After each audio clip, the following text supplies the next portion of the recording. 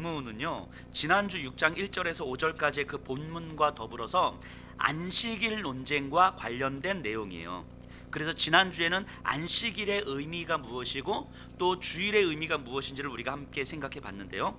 근데 이 본문을 오늘 읽은 6절부터 11절까지의 본문을 이 안식일 논쟁이지만 조금 더 넓은 문맥에서 생각해 보면 5장부터 이어지는 바리새인들과 예수님의 논쟁의 연장선에서 우리가 이 본문을 읽을 수 있을 것 같아요.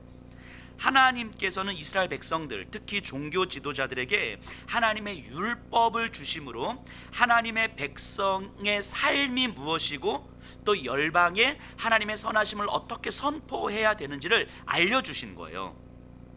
그런데 그들은 율법을 주신 하나님께 집중하지 않고 우리가 율법을 잘 지키고 있다는, 율법을 지키는 자신들에게 집중했어요. 이 바리새인들은요. 그러니까 어느 순간 우리가 얼마나 율법을 잘 지키고 있느냐가 중요했지 이 율법을 주신 하나님이 어떤 마음이신가에 대해서는 별로 집중하지 않았던 거죠. 그 적나라한 모습들이 바리새인들과 예수님의 논쟁을 통해서 보여지고 있는 거예요. 그리고 오늘 본문 바로 다음 시간 우리가 살펴볼 본문이 예수님께서 12제자를 부르시는 장면이거든요. 이것은 하나님 나라의 새로운 백성들을 세우는 거죠.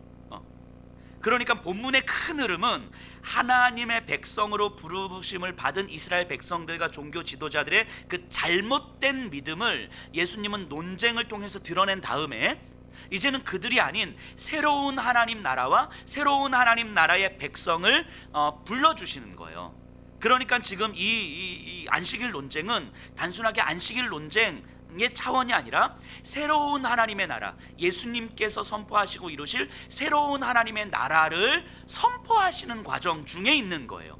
그 흐름 속에서 오늘 본문을 봐야 되는데요. 그래서 오늘 안식일을 둘러싼 이야기를 살펴보면서 예수님이 새롭게 시작하시는 하나님의 나라가 어떤 것인지를 우리가 생각해 봐야 됩니다. 우리 6절 7절 볼게요.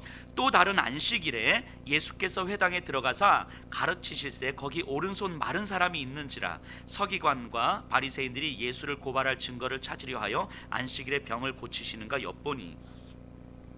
참고로 오늘 설교를 들으시면서 감안해야 될 건 제가 이 구절과 단어들을 좀 분석해서 쭉 설교문을 작성했을 때 너무 설교문이 길어져서, 그리고 줄이다가 어제 새벽까지 줄였는데도 10장이 나와서 중간의 내용들을 좀 많이 생략했어요.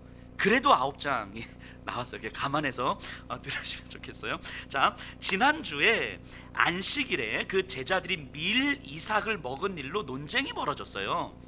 그리고 그 시간이 조금 더 지났어요. 또 다른 안식일에 예수님은 여느 때와 같이 회당에서 말씀을 가르치고 계셨고 많은 사람들이 모여 있었습니다. 그 많은 사람들이 모인 무리 중에 손 마른 사람이 있었어요. 이게 마르다, 이게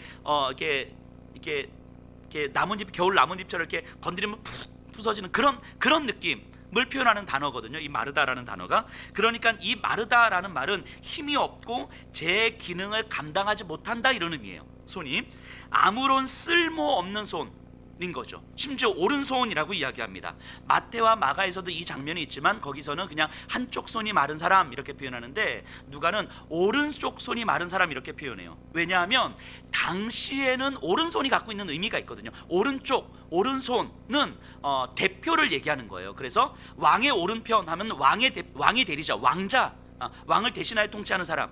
그래서 왕의 홀은 어디에 짚냐면 오른손에 짚는 거예요.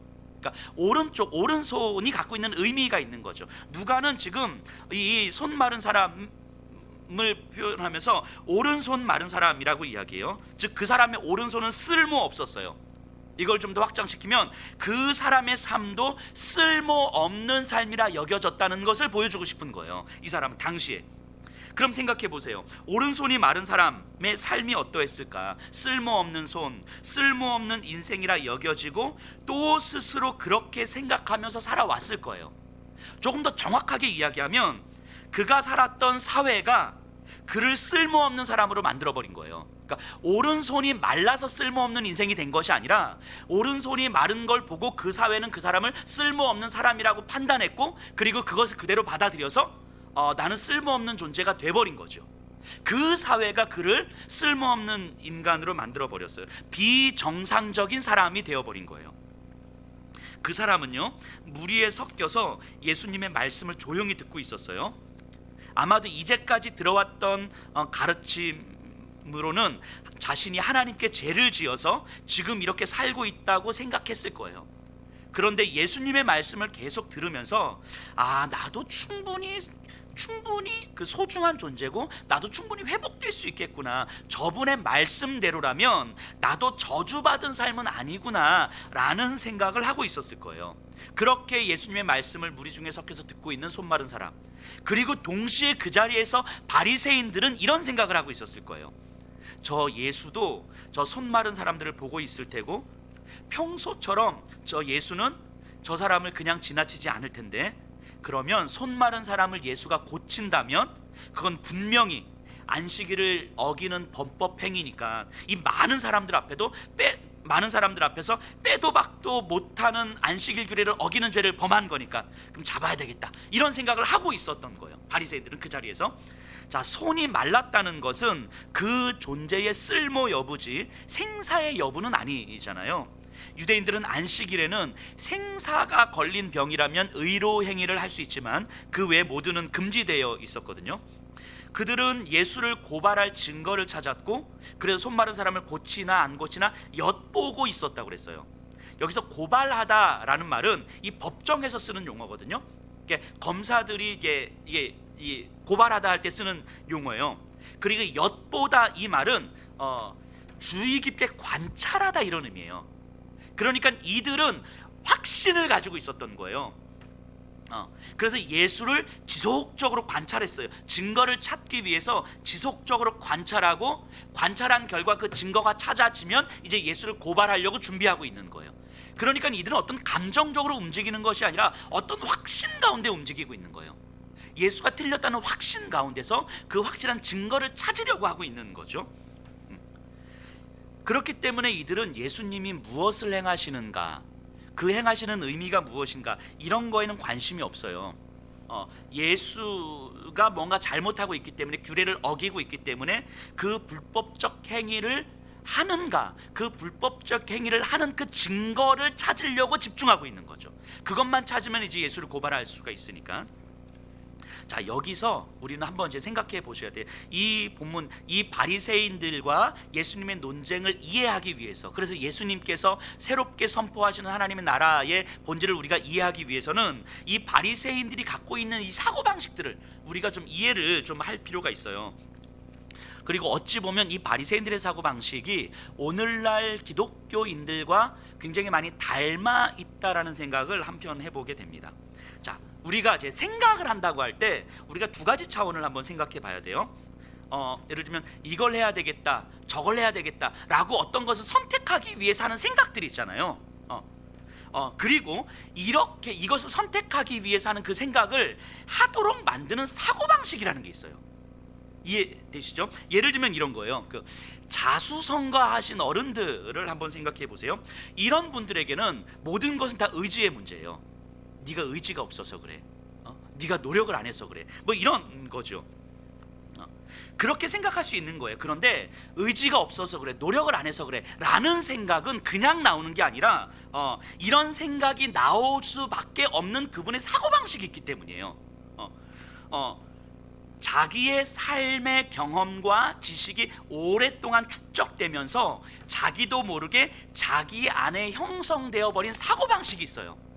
이 사고방식이, 자수성가를 하신 그 어르신들은 이런 사고방식을 갖게 되고, 이런 사고방식 안에서 어떤 생각들이 나오는 거예요. 언어들이 나오는 거예요. 의지가 없어서 그래, 노력을 안 해서 그래. 그러니까 이거는 누군가를 무시해서 하는 이야기가 아니고 이분들에게는 너무 당연한 사고방식인 거예요. 이런 걸 전제라고 합니다. 전제. 우리 모두는 어떤 특정한 전제들을 가지고 있어요. 왜냐하면 모두가 각각의 삶의 경험이 축적되어 있고 그에 따른 사고방식이 있기 때문인 거예요. 단지 내가 가진 전제가 무엇인지를 잘 모른다는 거죠. 어떤 전제를 가지고 있는지 잘 모른다는 거예요. 그래서 내가 어떤 전제를 가지고 살아가고 있는가를 생각하는 걸 성찰한다, 이렇게 이야기하는 거죠. 내가 가진 전제를 잘 모르면 나에게는 분명히 옳은 건데 가족들이 내 말을 이해를 못하는 거예요. 내 주변의 사람들이 내 말을 이해를 못하는 거예요. 다 지들 잘 되라고 하는 말인데 내가 진짜 살아보니까 그렇던데, 그러니까 답답하고 저것들이 다 틀린 거야. 그런데 그렇게 답답해하는 사람을 보는 가족들은 더 가슴이 터질 것 같은 거죠. 이해되시죠? 내가 가진 전제를 잘 모르면, 내가 어떤 전제를 가지고 있는지 잘 모르면 나에게는 너무 당연하고 나에게는 옳은 건데 저들이 틀린 거예요. 이 전제 위에서 우리는 어떤 생각들을 하게 되는 거죠. 우리 한국 사회에서 그런 모습을 참 많이 보게 돼요. 가장 많이 어떤 이 전제로 인한 갈등이 드러나는 영역이 사실은 이게 정치와 종교 영역 아니겠습니까? 우리 한국 사회에서요, 연세가 좀 많으신 분들 같은 경우 한국 전쟁을 경험하고 경제적 어려움과 정치적 격변의 시기를 경험하신 어른들에게는 국가 안보는 개인의 안전과 밀접하게 연결돼 있어요. 그래서 나라의 안보를 위해서는 그 어떤 것도 희생할 각오가 되어 있으신 거예요. 그래서 이런 분들에게는 특히 공산주의라는 말에 대해서는 이성적 기능과 상관없이 본능적 반감이 있어요. 이런 분들에게는. 왜냐하면 그 시대를 살아왔고 그런 삶의 경험이 축적되었고 이런 사고방식이 형성되었기 때문이에요. 충분히 그렇게 생각할 수 있으세요, 그런 분들은. 자, 하지만 한국 전쟁을 경험하지 못한, 특히 70, 80년대 민주화 운동을 경험하신 분들에게는 국가 안보라고 하는 것은 군사 독재를 유지하기 위한 허울 좋은 명분뿐이었어요. 그래서 그들에게는 국가 안보보다는 국민의 자유와 소통이 훨씬 더 중요하죠. 왜냐하면 그분들은 그런 삶의 경험이 축적되어 있기 때문이에요. 그런 삶의 전제들이 형성되었기 때문이에요. 자, 또 민주화 시대를 경험하지 못하고 태어난 90년대, 2000년대를 살아가는 젊은 세대에게는요, 국가 안보라든지 민주화라든지 이런 거에는 사실 크게 관심이 없어요. 이런 시대를 경험하지 않았기 때문이에요. 개인의 욕망, 성공, 안전에 대해 더 예민할 수밖에 없는 거예요. 자, 다 그렇다는 얘기가 아니라 일반적으로 세대가 그렇다는 거예요. 자, 그럼 이 세 부류의 사람들은요, 전제가 다 달라요. 전제가. 왜냐하면 삶의 경험치가 다르기 때문에 전제가 다를 수밖에 없어요. 자, 이들이 그럼 서로 간에 대화를 한다고 생각해 보세요. 요즘 애들은 국가 안보에 대해서 경각심이 없어. 이러면 대화가 안 되는 거예요. 또 아이들 입장에서는, 젊은 세대들 입장에서는 도대체 어른들은 지금이 어느 때인데 국가 안보 이야기하면서 저렇게 비상식적으로 행동하시나? 이러면 대화가 안 되는 거예요. 이러면 이걸 옳고 그름의 문제로 생각하면 대화가 안 되는 거예요. 전제가 다르기 때문인 거예요. 각자에게는 다 옳은 이야기거든요. 각자에게는 다 옳은 이야기인데 각자의 이야기가 서로에게는 틀린 이야기가 되는 거예요. 자, 내가 한국 전쟁을 경험했기 때문에 국가 안보에 대해서는 되게 예민할 수밖에 없겠구나. 하지만 젊은 세대들은 전쟁에 대한 경험이 없기 때문에 국가 안보를 전혀 생각하지 않을 수 있구나 라는 서로에 대한 전제가 다르다는 것을 이해를 해야 대화가 가능하죠. 이게 서로 누가 옳으냐의 싸움이 아니라 왜 저렇게 생각하는지, 또 저런 생각이 어떤 의미가 있는지를 알아가려고 할 때 대화가 가능해지는 거잖아요. 전제라는 건 이거예요. 내가 갖고 있는 전제가 어떤 것인지 알고 또 다른 사람이 갖고 있는 전제가 어떤 것인지 알 때 사실은 그때 대화가 되는 거죠. 근데 내가 가진 전제와 상대가 가진 전제가 무엇인지 이해를 하지 못하면 각자 옳은 이야기를 하고 있기 때문에 각자 싸움이 되는 거예요. 그래서 우리나라에서 정치와 종교 이야기를 하면 싸움이 되는 이유가 바로 여기에 있는 거죠. 서로의 전제에 대한 이해가 없고, 더 정확하게 말하면 자기 전제에 대한 이해가 없는 거예요. 나에게 옳으면 저 사람에게도 옳아야 된다고 생각하는 거예요. 그래서 나는 내 생각을 계속 이야기하지만 상대는 그것을 강요한다고 받아들이는 거죠. 근데 여기서 만일 부모와 자녀 사이의 관계면 이게 폭력이 되는 거예요. 어른과 아이에게, 아니면 사장과 직원의 관계가 되면 이건 폭력이 되는 거예요. 옳은 이야기를 하지만 폭력이 되는 거죠. 이런 걸 세대 차이라고 하는 거죠. 자, 조금 더 이거는 우리의 어떤 오랜 삶의 경험에서 축적된 어떤 큰 차원의 전제라고 한다면, 조금 더 일상적 차원에서 경험할 수 있는 그런 전제들은 일도 되게 많아요. 아주 유치한 예를 들면 이런 거예요. 연애를 하는데 내 남자친구가 바람을 피우고 있다는 강한 의심이 들어요. 그리고 어느 순간 그 의심이 내 전제가 될 때, 바람을 핀다는 것이 이미 내 전제가 됐어. 그러면 이후로 남자친구의 모든 행동은 다 의심이 됩니다. 카페에서 만나기로 했는데 남자친구 먼저 와 있어요. 내가 카페를 들어가는데 내가 들어가는데 전화를 끊어. 물론 전화 통화하다 그때 통화 끝날 수 있잖아요. 근데 왜 내가 들어오니까 전화를 끊지? 카샤를 마시다가 화장실에 가는데 핸드폰을 들고 가. 아니 들고 갈 수 있잖아요. 내가 없는 데서 지금 전화하려고 그러나? 그러니까 어떤 전제가 생기기 시작하면 그 전제 위에서 모든 걸 해석하기 시작하는 거예요. 근데 나한테는 그 해석이 마땅해. 내가 볼 때는 저 사람이 분명히 바람 피는 게 맞고, 그래서 내가 들어오니까 전화를 끊는 거고, 내가 없는 곳에서 전화하려고 전화를 가지고 화장실 가는 거고, 화장실에서 큰 거 보면 늦게 나올 수 있는 거잖아요. 근데 일부러 늦게 오는 것 같고. 그러니까 어떤 전제를 가지고 있으면 그 전제 위에서 모든 것이 다 해석이 되는 거예요. 너무 당연하게. 이런 전제들이요, 우리에게는 크고 작은 모습으로 자리 잡고 있어요. 그래서 이런 전제들 때문에 수많은 오해도 생기고 마음의 상처도 생기고 또 폭력이 되기도 하죠. 자, 그렇다면 오늘 본문에 등장하는 바리새인들을 다시 한번 생각해 보세요. 이들에게는 어떤 전제가 있습니까? 이들에게는 너무너무 당연한, 이들이 의심할 수 없는, 그리고 이들이 이걸 버리면 이들의 삶이 무너질 것 같은 전제들이 있죠. 두 가지가 있어요. 뭐냐면 하나는 율법, 특히 안식일 계명은 그 모든 규례대로 지켜져야 한다라는 거였어요. 왜냐하면 그것은 하나님께서 주신 것이고, 하나님의 말씀을 지키기 위해서 하나님의 말씀을 잘 지키는 사람들이 만들어 놓은 규정들이기 때문에 이거는 반드시 지켜져야 되는 거예요. 그리고 두 번째 전제는 예수는 율법을 어기고 있다. 이 두 가지 전제가 이들에게 있는 거예요. 이 전제 위에서 지금 계속 예수를 보고 있는 거예요.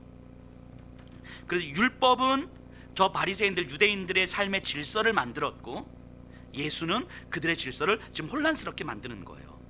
바리새인들에게 있어서 질서를 어기면 틀린 것이고 질서를 지키면 옳은 거잖아요. 질서를 어기면 비정상적인 것이고 질서를 지키면 정상적인 거잖아요.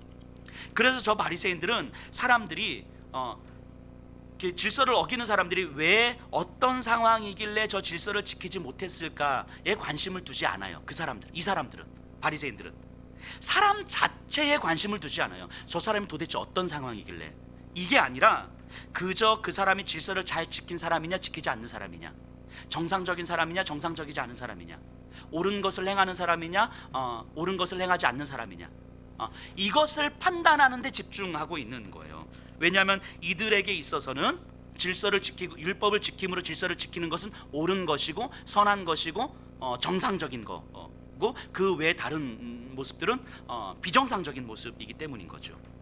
그렇기 때문에 바리새인들은 자신들의 사회 질서를 유지하기 위해서 율법을 어긴 자들을 고발해야 했고, 고발하기 위해서 구체적인 증거들을 찾았어야 했어요. 그리고 거기에 많은 에너지를 쏟는 건 이들에게는 너무 당연했었어요. 이들에게 전제였으니까. 그러니까 지금 이들이 예수를 바라보면서 저 예수가 손 마른 사람을 고치는가 안 고치는가에 집중할 수 있었던 이유는 그 증거를 찾아내야 됐기 때문이죠.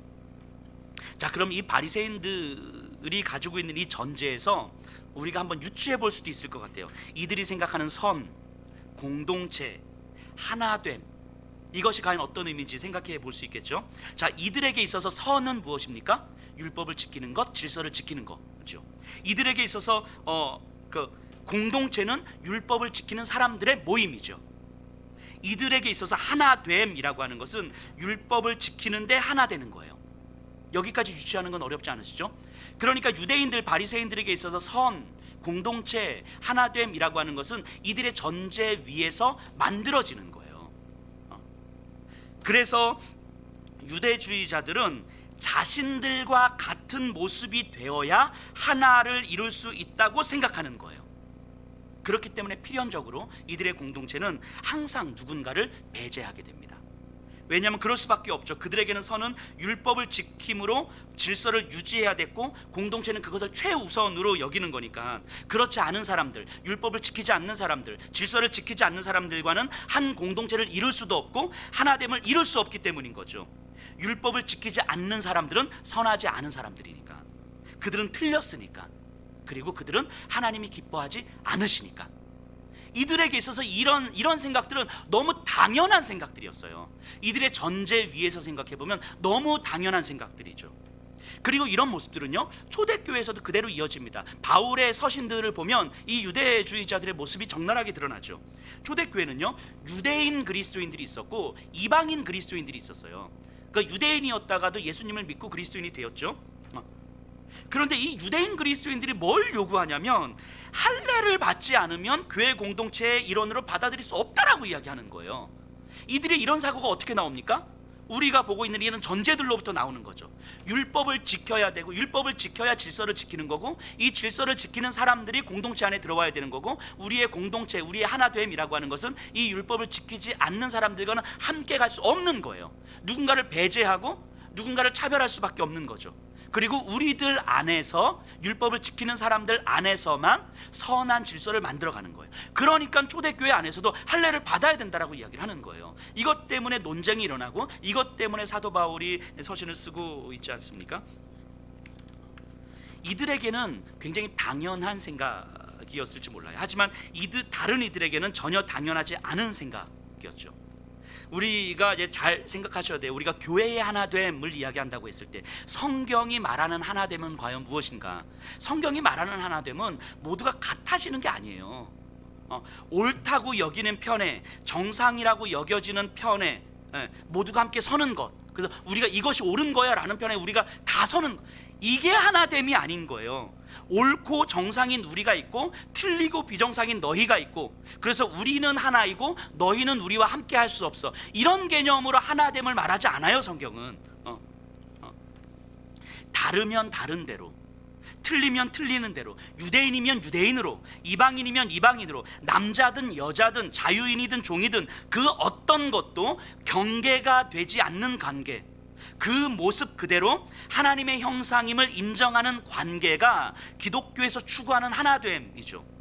그래서 상전도 그리스도로 말미암아 구원을 받은 사람이고, 종도 그리스도로 말미암아 구원을 받은 사람인 거예요. 상전이냐 종이냐가 인간을 가르는 경계가 되지 않는다라는 거예요. 유대인으로서도 구원받고 이방인으로서도 구원받는 것인데, 그럼 유대인으로서 구원받아 그리스도인이 되는 거고 이방인으로서 구원받아 그리스도인이 되는 건데 왜 이방인들로 하여금 유대인처럼 되게 만드느냐는 거예요.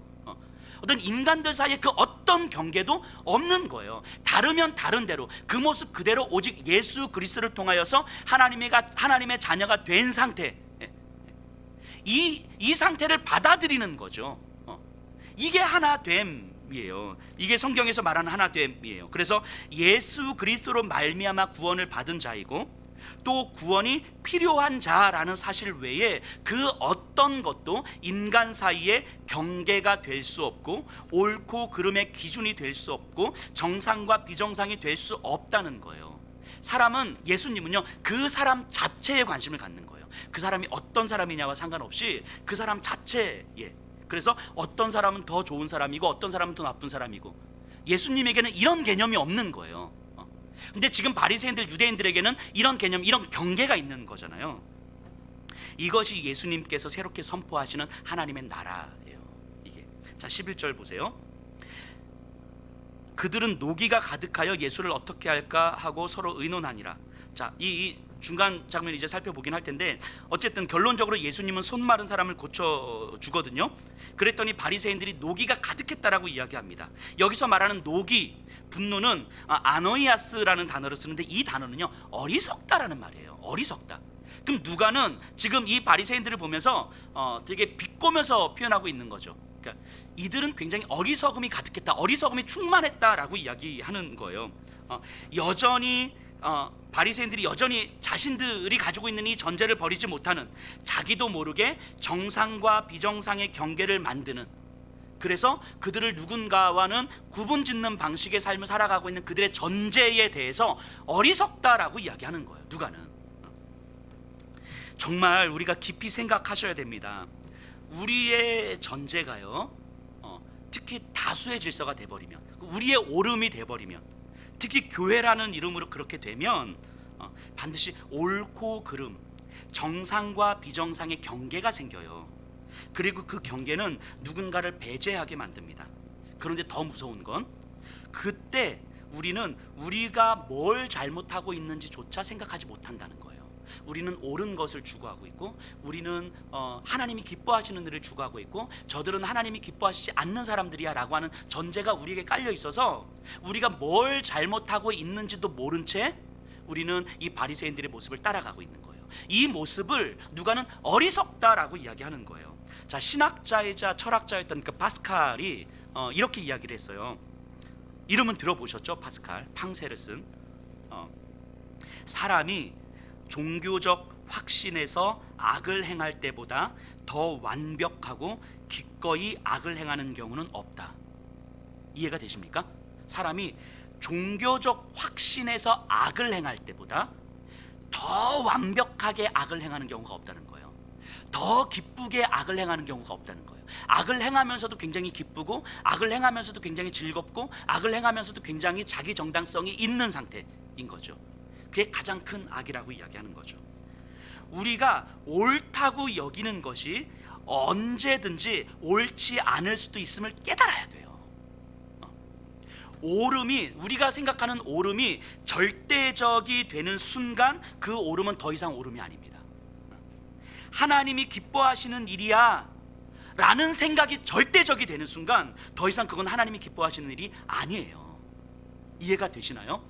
이제까지 우리가 바리새인 이야기를 하면서 계속 우리가 살펴봤던 것처럼 우리의 믿음은, 기독교적인 믿음은 우리가 누구를 믿는가? 하나님께 있어야 되는데, 그 하나님을 내가 믿고 있다에 집중하게 되니까 내가 생각할 때 이건 분명히 하나님께서 기뻐하시는 일이야 라고 생각을 하게 되고, 하나님이 기뻐하시는 이 일이 나에게 절대적 기준이 되어질 때에 어느 순간 하나님은 없어지는 거예요. 우리의 오랜 신앙생활의 경험이 축적되고 신앙적 지식이 쌓이면서 형성된 어떤 전제가 우리로 하여금 하나님이 기뻐하시는 일이야 라는 생각을 만들었음을 우리가 돌아볼 수 있어야 되는 거예요. 이걸 돌아볼 수 없으면 우리의 종교적 경험을 통해서 축적된 신앙적 사고방식, 우리의 전제가 마치 절대적 기준이 되어서 우리의 옳음이 되어서 우리 편 만들고 옳고 그름을 따지게 되고 정상과 비정상을 따지게 되는 거예요. 이런 것을 영적 성찰이라고 합니다. 영적 성찰. 바리새인들은요, 영적 성찰이 전혀 없어요. 그래서 예수님은 바리새인들이 가지고 있는 종교적 전제들, 그로 인해 자신들의 옳음이 절대적 옳음이라 여기고 율법이 만든 인간 사이의 경계를 무너뜨리고 계시는 거예요. 예수님은 율법은 원래 인간과의 관계를, 깨어진 인간의 관계를 회복하기 위해서 하나님께서 주신 것인데, 오히려 이들은 율법을 통해서 인간 사이의 경계를 짓고 있는 거죠. 자, 8절 보세요. 예수께서 그들의 생각을 아시고 손 마른 사람에게 이르시되 일어나 한 가운데로 서라 하시니 그가 일어나 서거늘. 예수님은요, 그들의 생각, 그들의 마음속을 보고 계셨어요. 그리고 그들에게 정면으로 승부를 겁니다. 손 마른 사람에게 이야기합니다. 일어나 한가운데로 서라. 그리고 그는 일어나 서요. 저는 이 장면을 보면서 가슴이 뛰었어요. 가슴이 막 두근두근 뛰었어요. 이 장면을 한번 상상해 보세요. 이 상황을 상상해 보세요. 지금 예수님과 바리새인들을 보고 있는 사람들, 이 누가의 글을 읽고 있는 사람들, 이 사람들은 알아요. 바리새인들이 예수를 어떻게 바라보고 있는지. 예수님도 그걸 알고 계세요. 그런데 예수님은 그 손 마른 사람을 한가운데로 부르는 거예요. 예수님의 자리로 좀 불러내신 거예요. 모든 사람들이 주목할 수밖에 없는 자리로 불러내신 거예요. 지금 이 한가운데는요, 손 마른 사람에게는 엄청난 용기를 필요로 하는 자리예요. 어마어마한 용기가 있어야 되는 자리인 거죠. 하지만 동시에 그 자리는 아무 쓸모없는 삶이라 여겨졌던 존재가 예수님의 증인이 되는 자리이기도 하죠. 이 사회가 그를 쓸모없는 존재라고 만들었고 그 스스로도 쓸모없는 존재라고 여겨졌던 삶이 예수님에 의해서 복음의 증인이 되는 자리로 탈바꿈하는 자리인 거죠. 이 한가운데는요, 손 마른 사람이 하는 건 아무것도 없어요. 그저 예수님이 일어나 나오라고 하니까 나왔고 손 내밀라니까 내밀었을 뿐인 거예요.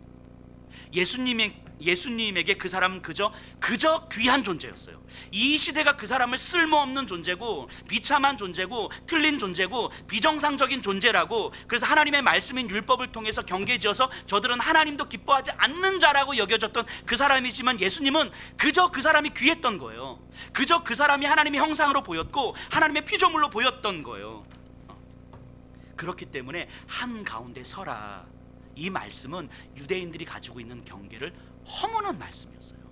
바리새인들이 보여주고 있었던 그 경계를 허무는 말씀이었다고요. 이 말은요, 세리 레위에게 하셨던 나를 따르라, 이 말씀이셨던 거예요. 삭개오에게 하셨던 오늘 내가 너희 집에 유하리라, 이 말씀인 거예요. 가늠한 여인에게 하셨던 것처럼 죄 없는 자가 먼저 돌로 치라, 그리고 나도 너를 정죄하지 않노라, 이 말씀인 거예요. 혈루병 여인에게 하셨던 너의 믿음이 너를 구원했다, 이 말씀이고요.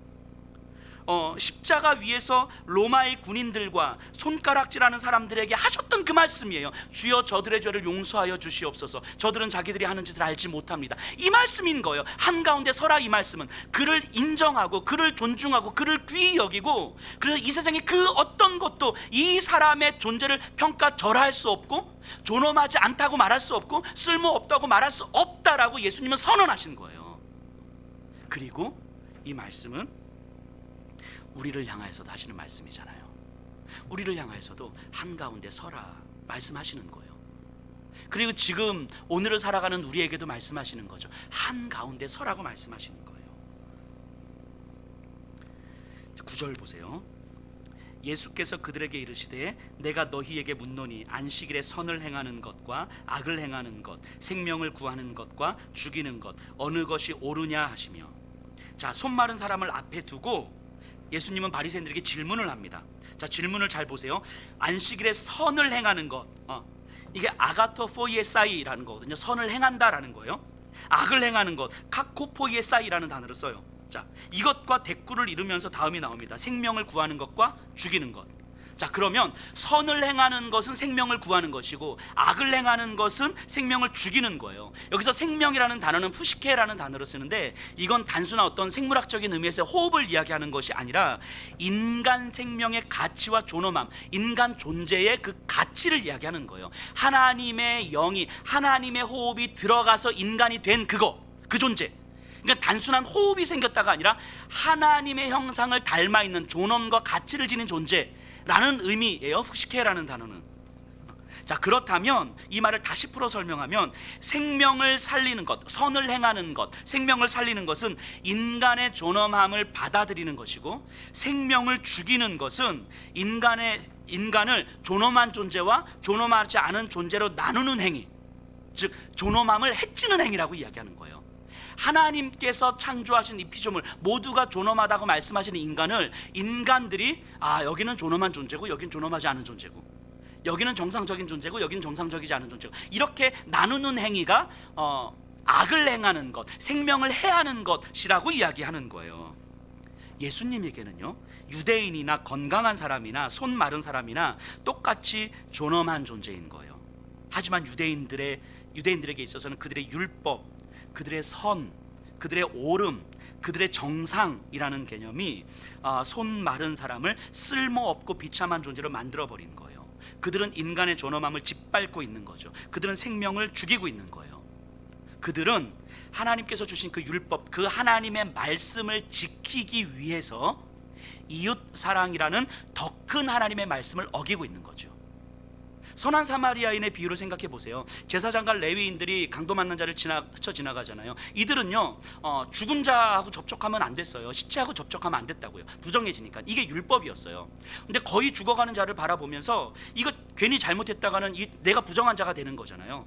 그래서 그들은 그냥 지나갑니다. 이들은요, 제사장과 레위인들은요, 율법을 지키고 있는 거예요. 율법을. 그런데 이 율법을 지키느라고 하나님의 말씀을 어기고 있는 거예요. 이게 얼마나 아이러니한 현실입니까? 그래서 예수님은 바리새인들에게 안식일의 참된 의미를 다시 묻고 있는 거예요. 안식일의 규례가 어떻게 기록되어 있는지를 찾는 것이 아니라 하나님께서 왜 안식일을 지키라고 말씀하셨는지를 묻고 있는 거예요.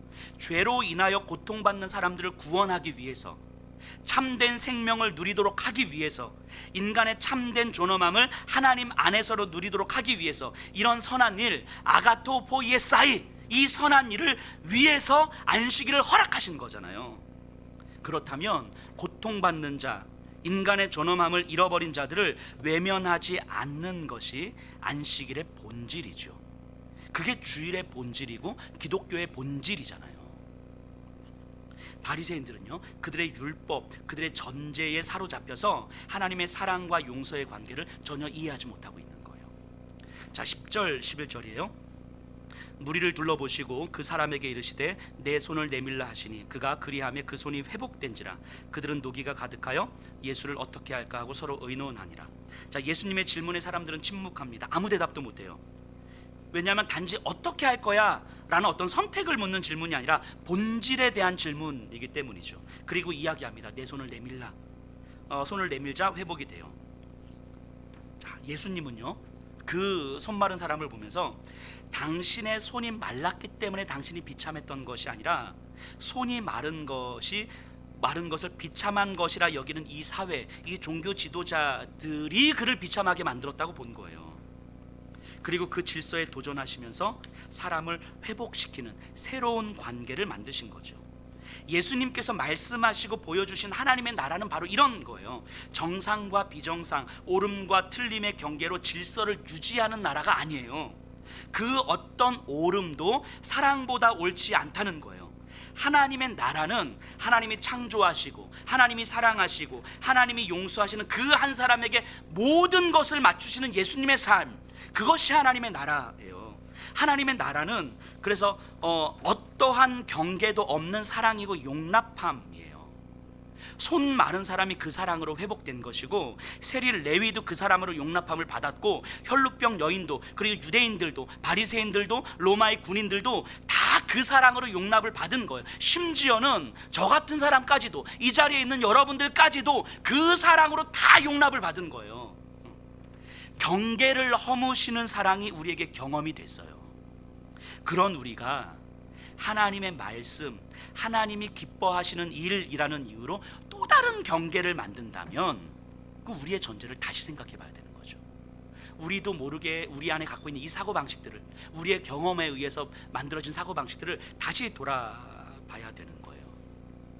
그래서 우리는 오늘날의 기독교를 진지하게 다시 돌아봐야 됩니다. 자, 기독교는요, 세상의 언어로 성경의 내용을 담을 수 있어야 돼요. 이거 잘 기억하셔야 됩니다. 세상이 이해하고 받아들일 수 있는 언어로 성경의 복음을, 하나님의 사랑을 이야기해야 돼요. 물론 여기서 우리가 오해하지 말 것은 복음을 세상에 이해시켜야 된다 이런 말이 아니에요. 세상은요, 복음을 이해할 수가 없어요. 천지를 창조한 이야기, 하나님이 인간이 되셔서 죽으시고 부활하신 이야기, 다시 오시겠다는 이야기를 세상은 이해할 수가 없습니다.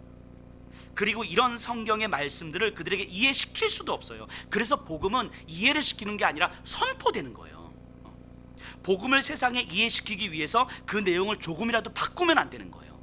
하지만 복음이 만들어낸 삶의 방식은 세상과 충분히 소통할 수 있어야 되는 거예요. 세상과 우리를 경계짓지 않는 언어로 소통해야 되는 거예요. 세상 안에서, 세상과 함께, 하지만 세상에서는 할 수 없는 더 깊은 사랑과 용납의 삶으로 소통해야 되는 거예요.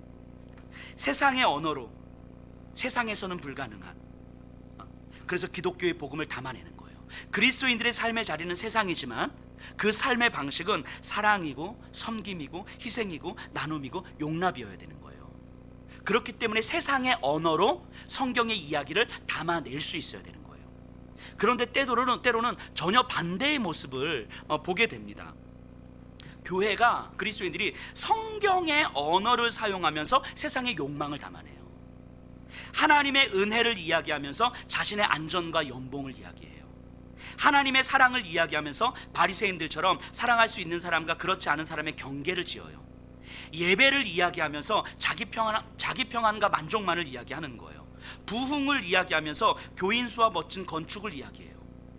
우리가 쓰는 언어는 다 성경의 언어인데, 기독교적인 언어인데 거기에 담겨진 내용들은 다 욕망적인 거예요. 오히려 거꾸로 돼야 되는 거잖아요. 세상의 언어인데 그 안에 담겨진 내용은 다 복음인 거예요. 이렇게 되어야 되는데 오히려 거꾸로 된 거예요. 성경의 언어를 가지고 세상의 욕망을 다 담아내고 있는 거예요. 그런데도 마치 바리새인들처럼 우리의 전제에 대한 깊은 성찰이 없기 때문에 우리가 그러고 있는지도 모른 채 은혜를 이야기하고 사랑을 이야기하고 부흥을 이야기하고 예배를 이야기하면서 우리는 신앙인이며 하나님의 사랑 안에 거하고 있다고 생각하고 있을 수도 있는 거예요. 그러면서 믿음이 있는 자와 믿음이 없는 자, 신앙적으로 옳은 사람과 신앙적으로 틀린 사람을 경계에 짓고 있지는 않습니까? 그런데 그런 모습들은요, 세상 사람들에게 보여요. 진짜 보입니다. 그냥 자기 만족하면서 나는 믿음이 있어라고 생각할 뿐이지 보여요. 우리 주변에 생각해 보세요. 뭔가 있는 척하고 자신을 없는데 마치 자신을 드러내는 것처럼 보이려는 사람은 자신만 모르지 옆에 있는 사람들은 알아요. 그게 보여요. 지금 교회의 모습들이 어찌 보면 성경의 언어로 세상의 욕망을 말하고 있을지도 모르겠어요. 그리고 그런 교회의 모습을 세상이 보고 있는 거예요. 세상은 알아요. 특별히 우리 다음 세대 아이들은 그 모습을 보고 있는 거예요. 교회 어른들을 통해서 이 교회가 어른들이 거룩한 이야기를 하고 성경의 이야기를 하고 복음의 이야기를 하지만 그 안에 담겨진 내용들은 다 자기의 욕망이고 자기 중심적이라는 것, 최소한의 상식도 지키지 않는 어떤 자기 중심적이라는 것을 보고 있는 거예요. 근데 자기들만 모르고 있는 거예요. 자기들만. 그래서 지금 다음 세대 아이들이 다 교회를 등돌리고 있는 거 아닙니까? 코로나 때문에 아이들이 떠나는 교회를 못 나와서 멀어지기도 하지만 사실은 코로나가 아니어도 다음 세대 아이들은 점점 교회로부터 등을 돌려요. 어떤 청소년 전문 사역 하시는 분들은 지금 그런 말씀을 하시더라고요. 지금 현재 청소년들의 60% 이상을 장기 결석자라고 봅니다. 이건 무슨 의미냐면 코로나로 인해서 아이들이 안 나온다가 아니라 코로나 이전에 교회를 나오고 있을 때에도 아이들은 장기 결석자였다라고 이야기를 하는 거예요. 이미 교회로부터 등을 돌리고 있다고 이야기하는 거예요. 자, 다음 세대 아이들이 정말 교회를 떠나는 이유가 재미가 없어서예요? 뭐 재미있는 프로그램 하고 친구 초청 잔치 하면서 멋진 선물 주면 아이들이 옵니까? 뭐 한두 번은 그럴 수 있겠죠. 하지만 분명한 건 다음 세대 아이들이 교회를 떠나는 이유는 교회에서도 하나님을 못 만나기 때문이잖아요. 교회에서도 복음을 못 보기 때문이잖아요. 교회에서는 항상 거룩한 이야기를 하지만 정작 그 안에 담겨진 욕망을 보기 때문인 거잖아요. 어른들이 뭐 하나님에 대한 헌신, 봉사, 헌금 이런 걸 이야기하지만 결국은 내가 어떤 축복을 받을 것인가에 집중되는 모습들, 그 욕망을 보고 있기 때문인 거잖아요. 교회에서는 아이들을 보면서 귀하다, 축복한다, 너는 사랑받기 위해서 태어난 아들이다라고 그렇게 이야기하지만 그런 어른이 길거리에서 만났는데 내 얼굴도 모른 채 지나가. 이런 모습을 다음 세대 아이들이 보고 있는 거잖아요. 그 아이들이, 물론 모든 아이들을 다 기억할 수는 없지만 그 아이의 입장에서 생각해 보면 교회에서 자기를 향해서 축복한다고 사랑한다고 하는 어른들의 모습이 얼마나 가식적으로 보였겠어요. 길거리에서 만났는데 자기 얼굴조차 기억하지 못하고 지나가는데. 더군다나 지금 벌어지는 모습을, 현실을 보세요. 안 그래도 점점 다음 세대가 교회에 대해서 마음을 접고 있는데 이제는 교회 다니는 것이 창피한 일이 되어버려 가요. 아이들이 교회를 다닌다는 것이 자랑스러워야 되는데 오히려 창피하게 만들어버린 지금의 현실들을 보세요. 적어도 우리 아이들에게 교회 다니는 것이 창피하다고 여겨져서는 안 되는 거잖아요. 이거 우리 어른들이 그렇게 만든 거 아닙니까? 지금 어른들이 다 저질러 놓은 일들 때문에 아이들이 학교에서도 이제는 교회 다닌다는 것을 이야기하면 왕따 되는 분위기가 만들어지는 거잖아요. 거기다 대고 그래도 너는 믿음으로 이야기해야 돼. 이게 얼마나, 그러니까 아이들이 더 싫은 거잖아요. 교회가 자기들만 생각하는 것 같은 그런 모습, 전혀 다음 세대 아이들이 볼 때는 우리 어른들의 삶이 전혀 거룩해 보이지 않는데 마치 자신은 거룩하고 말씀에 순종하고 있다며 스스로 착각하는 그런 모습들, 그러면서도 믿음이 없어서 그래 라는 그런 막말을 내뱉는 모습들, 이런 상황에서도 헌금 줄어들까봐 노심초사하는 그 목사들, 교회를 다니는 부모들조차 참된 복음의 회복을 이야기하기보다는 함께 교회에 욕하는 그런 모습들. 우리 아이들은 어디에서 예수님의 사랑을 경험합니까? 우리 아이들은 어디에서 복음을 경험할 수 있어요? 손 마른 사람이 경험했던 예수님의 그 대담하고도 파격적인 사랑을 우리 아이들이 어디에서 경험하냐 말이죠. 지금 다음 세대는요, 우리 어른들에게 달려있는 거잖아요. 지금 우리 어른들의 모습에 달려있는 거잖아요. 우리가 가지고 있는 전제들, 우리가 믿음이라고 옳다고 생각했던 전제들을 다시 돌아봐야 돼요. 그리고 예수님은 지금도 우리에게 일어나 한가운데로 서라라고 말씀하시잖아요, 우리에게. 그리고 우리 주변에 누군가에게를 향해서도 일어나 서라고 말씀하시는 거예요. 내 주변의 모든 사람들을 존귀하다 말씀하시는 거예요. 하나님의 형상으로 그들을 살리는 것이 전부라고 말씀하시는 거예요. 그래서 하나님의 저주를 받을 것 같은 자리에도 그 생명을 살리기 위해서라면 기꺼이 가는 거예요. 이건 하나님께서 기뻐하시는 일이 아닌 것 같은데 라고 생각이 든다 할지라도 그것이 생명을 살리는 자리라면 기꺼이 가는 거라고요. 그게 십자가잖아요. 십자가의 자리는 하나님께서 기뻐하는 자리가 아니셨잖아요. 하나님의 저주를 받는 자리였잖아요. 그런데 생명을 살리기 위해서라면 그 자리도 기꺼이 가는 거예요. 내 생명을 생명체에서 지울지언정 저들을 구원해 주십시오. 이게 하나님께서 기뻐하시는 일이에요? 하나님 내 생명, 내 이름 생명책에서 지워주세요. 이거 하나님 기뻐하시는 일이냐고요? 아니잖아요. 그런데 하나님께서 기뻐하지 않는 일이라고 여겨져도 이것이 그 생명을 구할 수 있다면, 그 생명을 살릴 수 있다면 기꺼이 그 자리로 가는 것, 이게 복음이잖아요. 나는 구원받아서 안전해, 나는 천국 갈 수 있어서 안전해, 이렇게 생각하는 게 바리새인들하고 뭐가 다르냔 말이죠. 내가 안전한 게 중요한 게 아니라 생명을 살리고 있느냐가 중요한 거죠.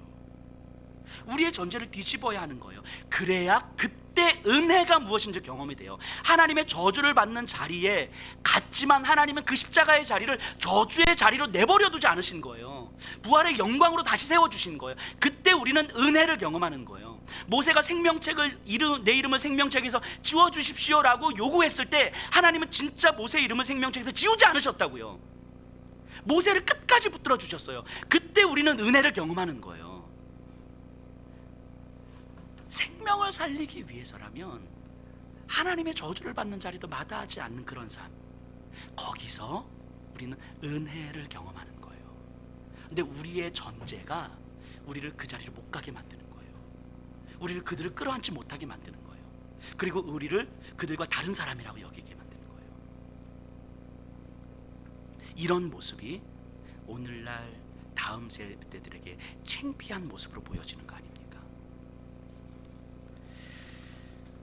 예수님께서 선포하시고 시작하신 새로운 그 하나님의 나라, 우리에게 허락된 하나님의 나라, 우리의 삶에서 경험하십시다, 누리십시다. 그리고 우리의 삶에서 하나님의 은혜를 경험하십시다. 우리를 향해서 손 내밀어요. 일어나 한가운데로 서라. 그리고 우리 주변의 사람들에게도 똑같이 말씀하시죠. 내가 경계지었던 그 사람에게도 똑같이 말씀하시죠. 일어나 한가운데로 서라. 이 말씀을 이제 우리의 삶을 통해서 보여줘야 되는 거 아니겠습니까? 우리 다 같이